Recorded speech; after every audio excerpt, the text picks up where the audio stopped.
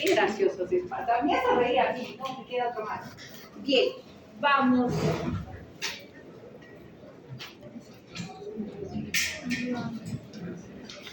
Ya hemos avanzado acá.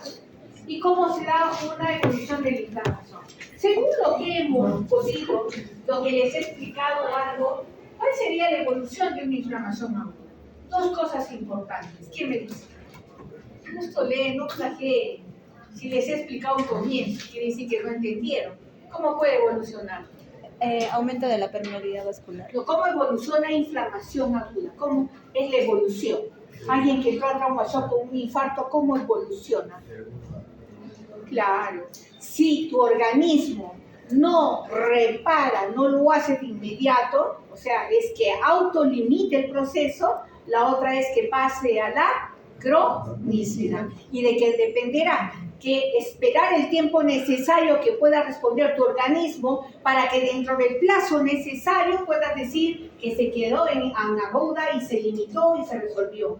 Pero pasados los plazos, o sea, al hablar de inflamación aguda y crónica, ya les he dicho las características que le defienden, el tiempo es muy importante. Si hablamos ya pasado la semana, ya no vas a hablar de inflamación aguda, sino de una crónica. Quiere decir que el siguiente paso es pasar a la cronicidad. ¿Por qué? Porque tu organismo no tuvo la capacidad de resolver, de autolimitar esa lesión. ¿Queda claro? Es así de simple. Y solo es, y se les ha explicado, ¿no? Entonces, como es previsible, muchas, numerosas variables pueden modificar el proceso de la inflamación. Por ejemplo, la naturaleza e intensidad de la lesión, sí. Ya hemos visto, si está localizada no hay ningún problema.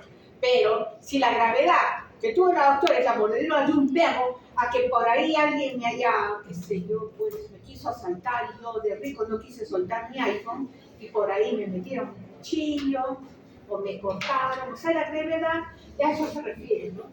La lesión, dos huequitos, una úlcera, o que simplemente pues te atropelle el carro y te destroce todo el miembro inferior. O sea, estamos viendo la magnitud de la lesión y no vamos a decir pues, ay, bueno, eso ya ni modo, pasó 7 días, es algo que va a pasar, ¿no es cierto? El tiempo para su recuperación.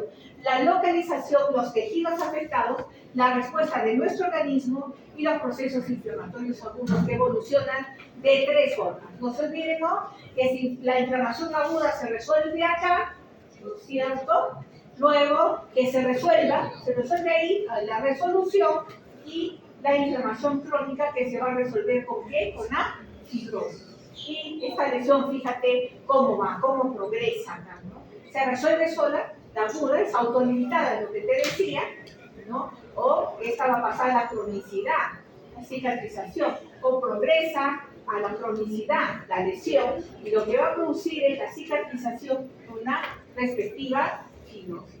¿Qué lesiones acá? Infección vírica, crónica, persistente, enfermedades, obviamente. Si tú para colmo, la doctora Núñez, siempre me pongo de ejemplo, me muerde el perro, estoy histérica por lo que ha pasado en la mañana, y mi cortisol se dispara y sale acá por la punta de mi pelo, obviamente mi sistema inmunológico, ¿cómo va a estar? Por el suelo. Y si está por el suelo, no va a poder pasar por nada de esto, ¿no? No voy a tener la capacidad de respuesta como debiera ser. ¿Qué va a hacer? Va a ser crónico. Yo sufro de tiroiditis de Hashimoto, ¿no? Y cuando me estreso demasiado, ¿no es cierto? Hago crisis o hashitoxicosis. Es terrible. Alguna vez ya me ha pasado. Es terrible. Y yo misma me recuerdo. Terrible hago la crisis. Ahí me tumban en la cama, de verdad, mis colegas, porque es terrible. Entonces, este sistema inmunológico juega un rol importantísimo, ¿no? Tú que comes todos tus alimentos, te alimentas correctamente, yo no sé qué sea para ti correctamente, pero estás bien alimentado, todo tu sistema inmunológico va a estar bien. Pero si estás con la dieta del ajo, la cebolla, el tomate y la lechuga, entonces, ¿qué le estás alimentando a tu organismo? Con nada. Por lo tanto, las defensas van a estar por el suelo, ¿no es cierto? Bien, chicos, entonces todo eso tiene que ver la evolución de un proceso inflamatorio, la respuesta y todo eso. Vamos a la cronicidad, ya hemos visto, ¿no? Y la inflamación crónica respuesta, de duración prolongada, miren, semanas o meses En la antiinflamación, la lesión de los tejidos y los intentos de reparación coexisten o con complicaciones variables. Entonces, ¿qué tenemos? Infecciones persistentes, ¿no? Por ejemplo, una tuberculosis, una insuficiencia renal crónica, enfermedad por hipersensibilidad, autoinmunitarias, alérgicas, agentes tóxicos, exógenos, endógenos, miren todo lo que puede haber acá. Y entonces esto es un esquema para mí muy didáctico, no sé si a ustedes les guste, de todas las causas de la inflamación. Haces tú tu resumen y te resulta mucho mejor. ¿Cuáles son las características morfológicas? ¿Qué es morfológica? Tejido. Morfología, histología, tejido. Lo que van a ver ustedes en prácticas a partir de hoy día, o sea, quien le toque, si qué grupos hoy día y durante esa primera semana van a ver qué cosa, adaptación celular, depósitos celulares, etcétera, necrosis, todo lo que van a ver ya, la teoría de la semana pasada, hoy día la van a hacer en práctica. Entonces, las características morfológicas, ¿no? Son desencadenadas esta inflamación crónica por un infiltrado. ¿Qué tipo de infiltrado? Haz tu cuadro resumen: inflamación aguda, leucocitos polimorfos nucleares crónica, macrófagos, monocitos, ¿no es cierto? Etcétera, etcétera. Haz tu cuadro. Destrucción de los tejidos, inducida por el agente causal, células inflamatorias, intentos de curación. Ya te he dicho, todo lo que cura hay angiogenia. ¿Qué seña? Origen de vasos. ¿Para qué? Para que ese tejido que va a crecer, pero lamentablemente, ¿qué crece? Tejido fibroso. Listo, entonces es por eso. Entonces la inflamación crónica, por ejemplo en el pulmón, acá están los rasgos histológicos. Células inflamatorias crónicas, ¿no? Acá tienen linfocitos. Este es un infiltrado linfoplasmocítico que se ve. La reacción, esto es una adaptación de estas células. Esto es pulmón. Doctora, yo sé, pues es pulmón, lo que están viendo son alveolos, pero estos alveolos deberían estar así vacíos, porque en el pulmón, ¿qué se da? El intercambio gaseoso, gases, aire, nada más. Pero si hay un proceso inflamatorio, hay un cuadro neumónico agregado, todo es un proceso que se da acá. Patología, siempre lleven todo a patología. Las células mediadoras de la inflamación crónica, linfocitos, macrófagos. Entonces acá tiene células presentadoras del trígino, miren lo que sucede acá, lo que sucede con el vaso sanguíneo, ¿no? Y lo que se va a dar acá en el proceso inflamatorio. ¿Se acuerdan que les dije, vamos a ver en inflamación crónica, qué se llama esto, chicos? ¿Cuál es la respuesta de esto? ¿Quién me dice? Fuerte granuloma. Muy bien. Les dije, ¿no? Cuando hablamos de reacción granulomatosa, ¿hablamos de qué? De inflamación crónica. Célula epitelioide, ya saben que se parece a la célula gigante, que es un histocito modificado. Y en este tipo de granulomas, vamos a ver que existen dos tipos de granulomas. Granuloma a cuerpo extraño y granuloma tuberculoide, que es el clásico, ¿no? Ya les he dicho, esto es clásico de la tuberculosis. Dos componentes, macrófagos, linfocitos, fibroblastos. Esto es un granuloma. No se olviden, eso es morfología y se tienen que acordar. Bien, vamos. La inflamación granulomatosa, ¿no? La inflamación crónica que se caracteriza por macrófagos, linfocitos asociados a necrosis. Lo que vemos acá, esto es un granuloma tuberculoide. ¿Esto cómo se llama? Necrosis gaseosa. ¿Qué encontrábamos acá? ¿Quién me dice? El bacilo de Koch. En la necrosis, cuando hacemos la coloración de Sil-Nielsen, acá encontramos el bacilo de Koch. Nosotros encontramos el tejido y yo le digo al tecnólogo o al técnico, le digo, ¿sabes qué? Hace una coloración de Sil-Nielsen, porque quiero ver si acá hay, ¿qué cosa? Los bacilos de Koch. Si hay los bacilos de Koch, este es un granuloma tuberculoso o tuberculoide. Tuberculoso. Estoy haciendo el diagnóstico de la presencia del PK. Pero si me sale negativo, ¿cómo se llamará? Tuberculoide. ¿Está claro? Muy bien. Más claro que el agua no puede ser. Y acá tienen, ¿no? Miren, ¿dónde encontramos? Y por favor, esto, hazme un cuadro para ti. Vamos a ver, cuando veamos enfermedades medioambientales, etcétera, etcétera, vamos a volvernos a coger esto. cuando hagamos patologías, por ejemplo, del sistema digestivo, vamos a volver a ver de la sarcoidosis, Crohn, todo esto. Así es que apréndetelo bien, pero por favor, relacionándolo, no de memoria. ¿Quién tiene necrosis gaseosa? ¿Quién no lo tiene? ¿Quién tiene? Ese es algo simple, jóvenes. No se amarguen la vida ahí. Bien, entonces, ¿hasta qué hora tenemos con ustedes? ¿3:45? Sí. Bien. Entonces, perspectiva general de la reparación de tejidos. Ya hemos visto acá que pasa la cronicidad, ¿no es cierto? Y ya hemos visto que ese granuloma, etcétera, etcétera, va a tener que haber un proceso de nuevamente generar células con angiogenia de un tejido para preparar, pues, para compensar esa falta de tejido, ese tejido necrótico que se eliminó y salió, pero tienes que reparar. Por ejemplo, la úlcera, tienes que regenerar. Nuevos vasos, nuevos fibrocitos, fibroblastos, ¿no es cierto? Y tejido de granulación y finalmente la cicatriz. Entonces, chicos, ¿no? Se produce esta reparación de los tejidos a partir del proceso. La regeneración que restaura las células normales y la cicatrización, el depósito del tejido conjuntivo.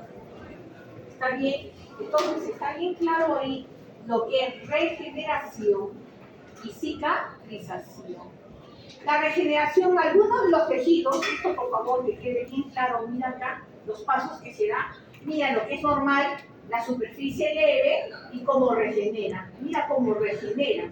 Sin embargo, cuando la lesión es grave, es un huevo grandote, ¿no? Y forma cicatriz. Ahora bien, ¿por qué esta imagen? No te debes olvidar de esta imagen.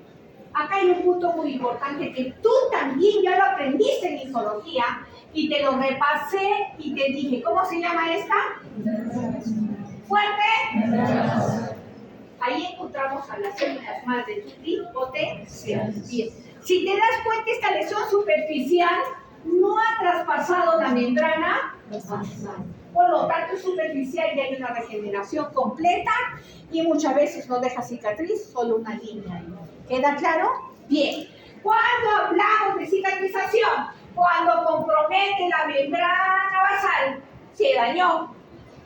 Y ya no vamos a tener esas células madre que van a hacer una reparación súper rápida y todo. Y va a haber pues todo sobreagregado, ¿no? No puede regenerarse, ¿no? Las estructuras están dañadas. Y la reparación ocurre mediante formación ¿de qué? De tejido conjuntivo, el fibroso. Este proceso forma ¿qué? Puede formar cicatriz, que aunque no es tejido normal, proporciona estabilidad estructural de los tejidos. Pero acá hay que tener mucho cuidado esa formación de cicatriz, porque todo el mundo, yo tengo varias, porque tiendo a hacer cicatriz, pero son cicatrices planas y todo. Hay otras que hay una respuesta exuberante, ¿no? De tu organismo debido a la respuesta inmune que tienes, y es tanta que no solo formas una cicatriz, sino tan exuberante que se denomina ¿qué? Dolor. ¿Te das cuenta? Qué bonita, la medicina es tan bonita, de verdad. Yo cuando la leo, estoy ahí, todo el mundo me puede hablar del mundo entero. Porque realmente es hermosa si la entiendes así. Entonces, mira, compromiso no de la membrana basal. Sin compromiso hablamos de regeneración celular. Con compromiso hablamos de cicatrización. Y acá está todo el proceso que se da. Listo. Regeneración de células y tejidos, regeneración, ¿no? Acá tiene, perdón, a ver. Estas células de Kupffer las tenemos ¿dónde? En el hígado. ¿Qué son? Macrófagos. Macrófagos hepáticos. Esa es su respuesta. Entonces, miren acá, ¿no? La regeneración de células y tejidos lesionados implica que proliferación celular, promovidas por factores de crecimiento y estrechamiento de vertientes de integridad de la membrana, de la matriz extracelular. Esto es matriz extracelular. Eso también lo han estudiado en histología, los componentes de la matriz extracelular. Y ahí se explica claramente cuando hay compromiso o no de la membrana basal. Todos los componentes hablan de toditos. El colágeno, los tipos de colágeno, la elastina, todo hablan ahí. Eso es solo un repaso, acuérdense. Entonces no se olviden, ¿no? Todo eso es histología nada más, por favor. Tiene que tener La imagen anterior es la que deben de tener presente. Si tú te olvidas, si tú te olvidas de esto, lo demás fuiste. Recuerda este esquema y nunca se te va a olvidar cuando hablas de una regeneración y cuando hablas de una cicatrización. Reparación por depósito de tejido conjuntivo. Y acá tienes, ¿no? Ahora, ¿qué es un fibroblasto? ¿Qué es un fibroblasto? ¿Qué es un fibrocito? ¿Quién me dice? Fuerte.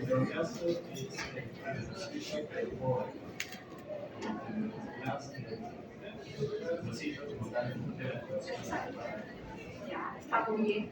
Todo lo que es blasto es joven y maduro. ¿Listo? Pero hay una peculiaridad del fibrocito, que cuando hay ausencia de fibroblastos o la producción no es adecuada, tiene la peculiaridad de transformarse en fibroblastos para producir más fibrocitos. Y eso se les ha enseñado en histología. Yo siempre esos puntos, siempre les recargo a mis alumnos. Repasen, eso es muy importante. El fibrocito y el fibroblasto, el papel que juega ahí. Entonces acá tienen la plaqueta, mira, ¿esto qué es? Un plazo de minutos después de la lesión, tapón hemostático, compuesto por plaquetas, se detiene sangrado por sufrir un armazón por el depósito de fluido. Bueno, les expliqué de las dos dientecitos que me dio el perro, ¿no? Y te dije, sangró un inicio, pero después ya no, se notó el sangrado. ¿Por qué? Porque esas plaquetas han jugado un rol muy importante. Yo no tengo problemas en la coagulación. Mis plaquetas se producen bien, por eso las plaquetas tienen un rol muy importante. Agarran ahí y forman el coágulo. Porque si no tuviese las plaquetas, me muero de sangrar o no. Sí. Y esas patologías, la ausencia de las plaquetas se denomina plaquetopenia o trombocitosis. Miren la sinovilia. Y también lo extremo, que de cualquier cosa también supercoagulas. Entonces, acuérdense que todo está relacionado, estrechamente relacionado con una determinada patología. Entonces acá tienen el fibroblasto, el neutrófilo, lo que será acá, no miren el vaso, los tipos de vaso. ¿Dónde tenemos el vaso? En el conectivo laxo, ¿se acuerdan o no? ¿Qué es el conectivo laxo? Es el encargado de nutrir al epitelio escamoso, que no tiene relación propia, por lo tanto, por mi visión, lo nutre. Yo me acuerdo, yo tengo que acordar de esas cosas para que se dé este proceso. Entonces, se da este proceso, acá le dicen un escape. ¿Esto qué sucede, chicos? Ese es el procedimiento que se da en los adultos mayores, generalmente en UCI, no tanto los mayores que pueden estar en UCI, pero los pacientes que no pueden movilizarse por alguna patología, están inconscientes, son mayores, tienen algún tipo, no se pueden movilizar y se van formando en las famosas, ¿qué cosa? Escaras.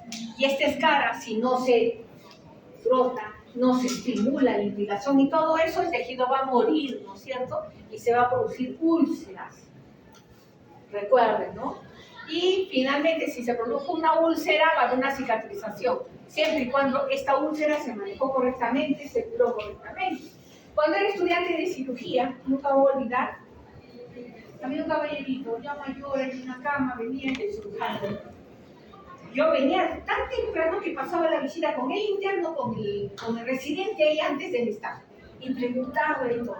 Y venía, y nunca voy a olvidar de esa idea que venía el interno, agarraba, señor, ¿cómo está? Le quitaba el parche, agarraba el algodoncito con el empleado corredor, analizó bien, le limpiaba y le volvía a poner en ni siquiera era bien. Bueno, la cosa es que pasa visita y el cirujano le dice, ¿este paciente cuánto está acá? Ya está tanto. ¿Y todavía no cura? Le dijo, no, sí, la herida está bien, le dijo el interno. El residente le siguió la cuerda, porque también es su responsabilidad. A ver, guantes, se quitó y todo eso, ¿no? Ya agarró. Y encima esa costrita que está ahí encima, agarró el cirujano, apretó, le sacó la costra y tenía pues. Le limpió y todo, ¿no? Y había tejido necrótico. Y me acuerdo que pidió bisturí, nunca voy a olvidar eso. Por eso, miren, cuántos años y nunca me olvido de esos actos. Bisturí, dijo, no, agarró con la pieza, se empezó a cortar y todo le sangraba el huequito al caballero. Decían, ay, ¿qué sangra? Lo decía yo, Dios mío, ¿cómo le hace eso? Pero el paciente no lloraba ni se quejaba, era tejido necrótico. Y cuando empezó a sangrar recién un poco, y yo de verdad le dije, doctor, ¿pero por qué hace eso? ¿Para qué? Me dijo, si no hay irrigación, no se oxigena el tejido y no va a formar tejido de granulación. Y lo que le ha ganado acá, tanto que le echaban ese encima, ha formado una ceuda, un abollonamiento, una pseudocostra que no era, porque adentro no se curó. La herida, para que se repare, tiene que ser así. Tiene que haber neovascularización, sangrar, y tiene que salir como un tejido rosadito. ¿Alguna vez han visto a alguien que se le sale la costrita a ver un tejido rosado? Eso se denomina tejido de granulación, que son como abollonaditos, rosaditos. Eso es el tejido que va creciendo y va llenando esa solución de continuidad. Por eso nunca me olvido, yo les digo, lo vivido, ¿no? Entonces no solo es por encima. Y le hizo eso ¿para qué? Para que haya irrigación, para que se oxigene y que pueda crecer el verdadero tejido. Y realmente, no sé qué hizo, pero solo sé que al interno y al residente le dijo, en esta están jalados. Así le dijo, están jalados. Nunca me dijo. Entonces, no se olviden de estas experiencias que uno se lo dice por experiencia, siempre cura ahí. Estás viendo el tejido de granulación, perfecto. ¿No ves tejido de granulación? Alármate, háblale a tus jefes, ¿no? Y que, ¿para qué? Para que haya angiogenia y pueda formarse el tejido de granulación. Tenemos los factores que influyen en la reparación. Hay muchos factores, ¿no? Y la primera que también se me viene a la mente, y siempre lo aprendí, paciente que utiliza corticoides, paciente diabético, y etc., son patologías de fondo que no van a permitir que no se haya una reparación o cicatrización adecuada. Entonces las patologías de fondo son muy importantes. ¿Por qué crees que un diabético le dice, es diabético? Uy, ten cuidado que no se haga una herida, ¿no? Porque esa herida no va a curar, porque hay mucha azúcar en la sangre. Y tenemos diabéticos, hoy en día ya no tanto, pero antes se amputaba miembros inferiores, dedos, pies, no llegaban. ¿Por qué? Era por diabetes. Bien, entonces, ¿cuáles son las reparaciones de tejido? Se va a alterar por varios factores, ¿no? Proceso reparador, las variables que se modifican, la cicatrización, por ejemplo, el infeccioso, si lo dicen sistemas locales. Factores, infección, diabetes, estado nutricional, un malnutrido también es igual. Agárrale suturas y la herida al rato está, un malnutrido. Glucocorticoides, el uso de corticoides, ¿no? Pero factores mecánicos, mala perfusión, no hay buena irrigación, cuerpos extraños, tipo y alcance de la lesión y localizaciones de la lesión. La herida que me puedo hacer por X o Y motivo de mi axila, ¿curará igual que una herida que me haga acá? No. ¿Sabes por qué? Porque acá no la tengo así ni ventilada ni nada. Está expuesta a las glándulas sudoríparas. Entonces, todos esos factores que tú pienses van a estar correctos. Que piensas de esa manera, que puedan influir a que no, una herida acá no va a ser la misma una que esté en el ano, o no, el ano permanentemente humedad, entonces en la ingle, etcétera, acuérdense de eso. Entonces acá tiene, ¿no? La formación, lo que se da, los dos esquemas acá, los factores que influyen en la reparación tisular. La cicatrización de las heridas. Acá tienen una herida, como está, y la otra herida como está. Miren, de castellano. Si yo agarro y pongo resistencia para que el fulano no me robe el iPhone, agarra y ¡fam! Me da mi corte acá. Listo. Y hay otro más agresivo, lo que dicen, tanto corte no sé qué, y no me dé el corte, agarra, me mete su cuchilla y me hace así todavía, y me vuelve así. Diferentes tipos de heridas, sí. En este tipo de herida hay que hacerle la limpieza y todo eso. Y si los bordes de esta herida son así, los puedes afrontar, tienes que hacerle la sutura o no. Sí, si es lineal. Pero si hay falta de tejido, si hay un hueco, criatura, nunca vas a coser una mordedura del perro. Te enjalo y te regreso a la primaria, ni siquiera le digo. Nunca, acuérdense. Ninguna herida donde tenga los bordes y puedas hacer afrontado, no se sutura. Entonces, esto es curación por primera intención y esta es curación por segunda intención, porque acá vas a esperar a que crezca el tejido de granulación. Y en cambio acá sí le puedes dar los puntos de afronte, ¿no? ¿Sí o no? En castellano eso es lo que tienes que aprender. Bien, ya cuando hagan su curso de cirugía, les enseñarán, y me acuerdo, los chicos que han rotado ahorita con el doctor Penanguillo, muy buen cirujano, le encanta enseñar, son expertos en sutura. Hay uno que ha agarrado y ha entrado ahí en su primera rotación a la cirugía y el cirujano tuvo que salir y él me cuenta, también cirujano, le dice al residente, ¡ay, que tenemos que ir a otra simultánea en la sala! Ahora, ¿quién sutura? Dijo, yo puedo. A ver, eso es un estudiante. A ver, y empezó a mirar y dijo, ya, continúa y se fue. Porque les enseña muy bien lo que es sutura. A ver, les enseña muy bien. Entonces, miren, por primera intención, esto ya es la evolución por día, ¿no? Son más. Y por segunda intención. No se olviden, por favor. ¿No? Por primera intención y por segunda intención. Lo que se puede afrontar se afronta y lo que no, queda. Segunda intención. ¿Se puede? ¿No se puede? Segunda intención. Ahora lo que pasa en el primer día, segundo día, tercer día, bueno, un poco memoricen eso. ¿Y por qué es importante la evolución de estas heridas por días? ¿Quién me dirá? ¿A quién le parece importante? ¿Por qué? Porque tenemos que ver la progresión. Fuerte, fuerte. Tenemos que ver la progresión porque si hay una posible infección. La infección es lo que puede... La evolución, ¿no? La evolución. Es más, esa lineal, que ya la borré, la que venga acá, si no la lavaste bien, y si no preguntaste bien o viste quién la originó, esa chaveta que ellos se hacen, los delincuentes cuando van en las cárceles, como no tienen nada que hacer, antes le ponían esas camas donde había esos winches de fierro debajo del colchón, ahora ya no existe, lo sacaban uno y lo partían en pedazos, y en todo el rato eso que teníamos afilaban. ¿No? Eso se llamaba los verdugillos, esa es cultura general que se aplica. Entonces ellos me envolvían con un cosas y había los negociantes ahí vendían sus verduguillos. Pero resulta que ese verduguillo, como el que te hizo esto de acá, ¿no es cierto? Está contaminado, es un acero. Ahí hay tétano, no, sí. Entonces, ¿qué pasó? Hiciste la fronte, pero la evolución de la herida no está bien. Por los factores que puedan haber incluido, porque también ese que te hizo la raya estaba contaminado. Entonces, ¿cuál es el otro proceder si sabes que puede suceder eso? ¿Quién me dice? ¿Quién me dice? Vamos. ¿Quién me dice? Fuerte. ¿No te escucho? Se llama antibiótico profiláctico. ¿Listo? Bien, vamos. Anomalías en la reparación de los tejidos, no miren eso, en la vida vas a curar eso, ¿no? En la vida vas a afrontar y todo eso es lo que sucede. Y generalmente esto se da en la diabetes, ¿no? Entonces son heridas crónicas, defectos, van a tener en la cicatrización, claro, ¿no? El aspecto interno, la úlcera, una que tiene, por ejemplo, venas varicosas, etcétera, etcétera, se ulceran. O sea, todo eso que puede producir anomalías en la, esto es una solución de continuidad. ¿Y por qué sé? Porque este es un epitelio polistratificado plano, ramificado, ¿no? Y se cortó ahí, y esto qué cosa, ya no hay ese tejido. Y ese tejido, ¿cómo es? Un tejido de granulación. ¿Por qué es de granulación, chicos? Porque está altamente vascularizado. Bien, entonces, acuérdense de ello, hay que leer bastante, por favor, ya se les viene su primera evaluación.